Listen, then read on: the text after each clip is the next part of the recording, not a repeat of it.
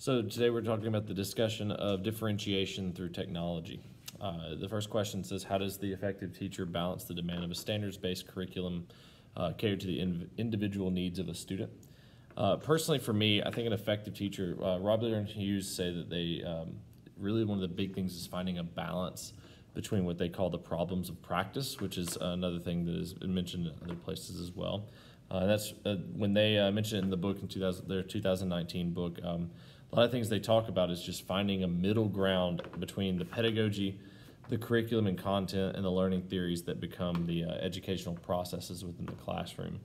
I find personally that planning has become a major focus and a major resource of the balance between curriculum and individual needs. Mooney in 2018 says a good implementation requires a deep understanding of context. And I think that's a huge part of what we do here. I find that using materials and approaches to appeal to appeal to most of the students, essentially kind of like the base model of what I go with, is what I begin with.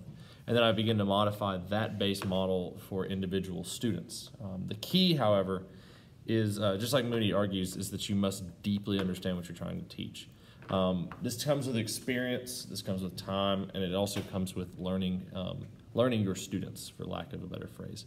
Next question says, what tools do we have at our disposal to help us comply with both of these demands of bridging that gap? Mesvin and companies say in 2018 that the proliferation of information technology has made significant contributions to leverage and accessible and quality education. And I think that's really true because the technology that we have today far outweighs everything we have even a decade ago. And so as a result, a lot of the tools we have at our disposal are really going to revolve around technology. You have a couple of subcategories for that most everybody knows, of both hardware and software.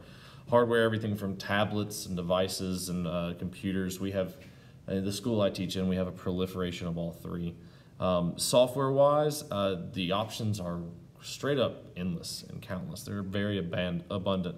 In my classroom alone, on a regular day, we use everything from Google Classroom. We use platforms like Schoology, all the Google apps for education. All these different things are things that we use on a daily basis. And so as a result, those are just the base stuff. We use videos, we use various things to keep the material relevant and interesting to the students. The last question, what practices regarding technology in our instruction do I incorporate in my lessons? Like I previously mentioned, I use a lot of technology through Google Apps for Education, Schoology. All of my tests are online. I kind of consider myself to be a little bit on the innovation side in regards to technology usage. Mesvin again says, well-designed, properly adopted e-learning presents materials in an effective way, facilitates communication between teachers and students and between students themselves, enables collaboration, collaborative learning activities, easy access to resources, encouraging self-paced learning, and providing online assessment. This is from 2018. And that's from 2018, and even today, that's even become even more of a thing after, with the COVID-19 pandemic. These lines actually fit almost perfectly with what I try to do in my classroom.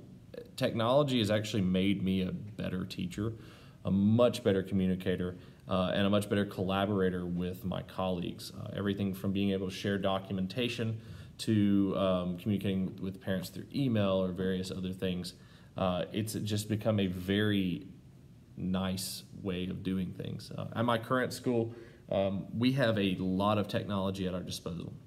I'm sitting in my classroom right now. I have a Sharp panel, which is essentially a giant TV that's also a computer and a touch screen. I have abundant resources when it comes to that. But I've been in schools that don't have that as well. And I find that finding the middle ground between a technology-rich community and a not-so-technology-rich community can be very easily discovered. It's just about being adaptable. Thank you.